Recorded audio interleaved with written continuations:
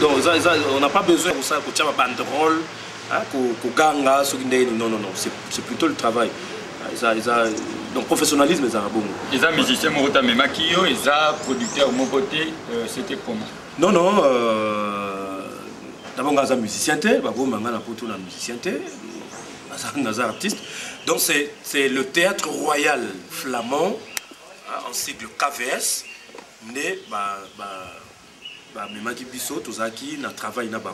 parce que vous savez, depuis que nous avons l'indépendance, dans la Belge, dans la flamand, oui, la Belge, il y a deux communautés, flamand, na ba wallon, ba flamand, ba néerlandophone, ba qui flamand autour, les tout yébeli. Ah ba wallon, ba français, ba wallon, tu as quand même présence, nous avons remarqué à travers Centre Wallonie Bruxelles.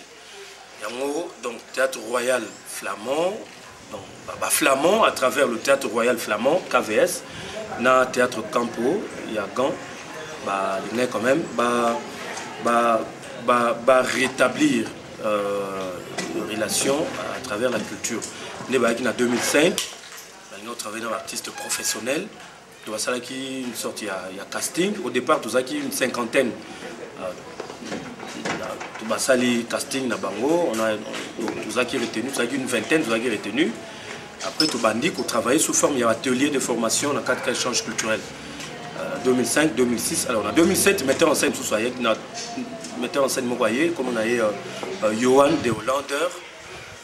Tant que tu travailles, en tout cas, à mon avis, non, tu as vraiment travaillé vraiment makasi, l'énergie, tu as tellement makasi à proposer, non. Au lieu, de continuer sous forme d'atelier.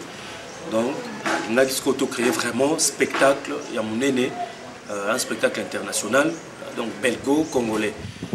En 2008, tu as un processus de création de spectacle pour rassembler le matériel pour la création, le débat et tout.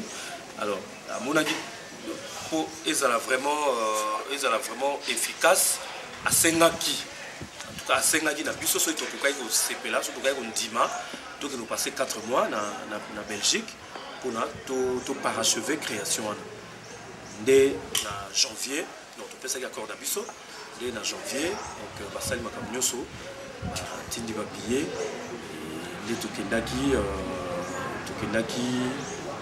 en résidence, en résidence, il y a création, c'est-à-dire loger Bisso, Bisso, un appartement là, pour Théâtre Royal à Bruxelles, tout ça, 2 mois à Bruxelles, Théâtre Royal Flamand à Bruxelles, Bazar Banda, on a un appartement là-bas, c'est pratiquement un bâtiment administratif et ça a une salle nénée à spectacle et puis na venu on a un appartement là bango oyo loger artiste ceux qui basent la production dernièrement le quoi quand ça peut bazaki wana na salle spectacle mon quoi bazaki peut loger donc voilà donc tout Bruxelles loger bisso nourrir bisso puis tu vas la répétition en janvier. Tu vas janvier, février, mars.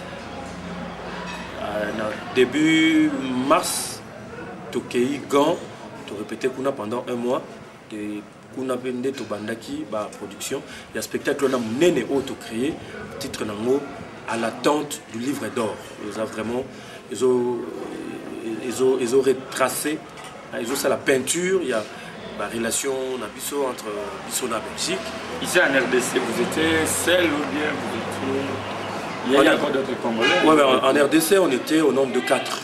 Donc on était retenus à 4. Il y avait Papi Maurice Mbouti, le directeur de la compagnie Théâtre Les Béjards, que je salue, Maurice Papi Mbouti. Na Jovial Mbenga, il y a Béjart. Na maman Nabiso Starlet Mataski yé aza ya écurie Maloba donc tout ça qui 4 Hollandais. L'écurie Maloba, on n'avait pas pris le directeur général Chaka Chipamba. Bon, na atelier à Liboso via Chaka Azalaki, mais par la suite Azaki sauté bon ça peut être compte tenu par le programme parce que le Sénégal est vraiment disponibilité t'as il faut ça 4 mois, il y a répétition au Bimaraté. Vous êtes plus connu dans ce qu'on appelle le théâtre populaire. C'est-à-dire, s'il faut vous comparer avec nos amis qui font les classiques, quand bien même vous êtes de l'autre côté aussi, mais vous êtes plus connu sous l'image il y a théâtre populaire. Alors, dans le monde, on a vu un théâtre populaire. Pourquoi c'est malheureux? Pourquoi c'est le Maroc? Bon, moi, je suis artiste. C'est-à-dire, je suis artiste. J'étais à l'INA. D'abord, avant l'INA, on a le théâtre classique. Et puis, dans l'INA, on a une formation théâtrale. Donc, on a un technicien en art dramatique. Et nous avons grâce à un talent. Donc, talent, on a une technique, on a une INA. Ils permettent de la théâtre, dans la forme, ça peut être le théâtre classique, théâtre scénique, ou toujours à la scène. Ça peut être, enfin, vous appelez ça le théâtre populaire. Ça peut être le théâtre populaire. Donc, moi, je suis artiste, je suis un homme de théâtre. Voilà. Qui, malheureusement, jusqu'à aujourd'hui, n'a pas toujours les sponsors. Mettons-moi la représentation. Vous êtes dans les leaders, hein? Ouais. Je pose à la retraite. Ouais, nous avons parmi les leaders du rire. Et là, vous avez les sponsors. Mais pourquoi le groupe n'a pas sponsor à l'Andagaï, groupe? Bon, là, c'est. Quand vous êtes ensemble, bien. Là, quand vous êtes seul, là, ils ne vous acceptent pas. Là, c'est un problème. C'est vraiment un problème. Par rapport à la contraire, il a dit que non, il fallait. Un groupe, il y a chaque leader. Mais bon, avant la Kende, il a dit négociation, on a ma chaîne, négociation. Et puis, bon, jusque-là, rien ne se fait. Hein, c'est vraiment dommage. C'est vraiment dommage. Ça, je le dis. Ils ont découragé ma volonté à l'artiste. Parce que, on a sali projet à Carapace. En tout cas, il faut vraiment aller au moins à Makassi. Ils ont vraiment concurrentiel et concurrencé blog comme ce que Libanda et tout le monde y a européen. En tout cas, bateau c'est pelanango. Si na ministère, bazo benga, bazo babi. En tout cas, ils ont vraiment. On a vu même certains documents. Ouais. Donc, on a profité de ce jour là en Belgique, pour participer dans le. On a sollicité dans il y a Africa Film Festival, en Belgique. Donc, film na biso. Ils ont projeté dans le festival wana. Donc, et puis, ils ont sous retenu, donc, ils ont une série de projection, de films congolais, et puis suivi dans un débat après projection. Donc, Carapace, c'est ça, ils ont retenu par exemple un film où ils ont projeté, un film où ils ont épelé. Donc, ils ont filmé. Parmi les films Ango, la liste est là, je vois Mobutu Roi d'Isaïr, je vois Lumumba, le film de Lumumba, et je vois aussi Carapace. Donc, je sais que c'est vraiment un film convaincre moi, Batubélé. Ouais, et convaincre vraiment. Mais, il n'y a pas de mécène. Il y a un terme à la moisson, on va couper ça, makoki. Bazate, bazoyate. Nous, tout ça qui avons avant de voyager, ça arrive dans un effort personnel. Tout le monde a un talent, quand même. Trop. Et alors il faudrait que Bisso artiste, Mutuna domaine, c'est pourquoi vous allez projet en Carapace. Alors, jusque-là, il y a un mécène, il y a un sponsor. Alors, si vous découragez l'artiste, le monde attend parce que vous calculez le temps, on a un projet, ça demande beaucoup d'argent. Il n'y a pas de sponsor, il n'y a pas de mécène. Boutique à Bisso, artiste a un talent, a un souci à Mboka, Akima na poto parce que na poto tara festival baza financé baza subventionné jour après projection toké na hôtel de ville na bango ba yambi biso et puis dans la Belgique bazo vivre cinquantenaire et indépendance ya Congo on dirait que tout bango ne va Congo koleka kutu na biso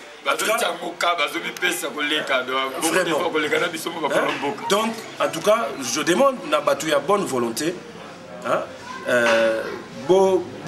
biso en tout cas projet au Carapace tokena uti na suka et vous allez soni mingi et vous allez passer mingi lobby to kati ba diffusion parce que tous allez makoki à continuer à monter parce qu'il n'y a pas de sponsors, il n'y a pas de sponsors, il n'y a pas de mécènes, il n'y a pas de mécènes. Alors bolinga te biso to tikala na poto pour na poto en tout cas mbongo za nango il y a financement et au monde na nango mais moi je suis un Congolais naza belgité naza français dans un souci à Mboka Nanga, dans une cinquantenaire, sur le plan politique, sur le plan artistique, moi je suis fier de l'heure au Bagino. Donc, na tchepé l'eau moro, ils ont représenté Mboka valablement. À Bolingate, tokima na poto ba opesa biso makoki ya kosala mosala oyo tozosala. En tout cas, ils ont vraiment ils ont ça passé. Diffusion ça fait 4 mois, ça fait 5 mois déjà. Ascension comme ça. En tout cas, vraiment, ça c'est super. Si on continue, vraiment, tu retournes à la pailleté. Mais, boya, donc voilà. Mais dans notre état, ce n'est pas le président Bordeaux. Oui, on l'a pour le sponsor parce que chaque jour, on vous voit à la télé. Même quand vous étiez absent à Onamboka, quand vous étiez de l'autre côté à Belgique, votre visage était à tout moment publicité. Publicité. Chaque jour à la télé. Et le président Bordeaux a les sponsors, il y a soutenir Cyril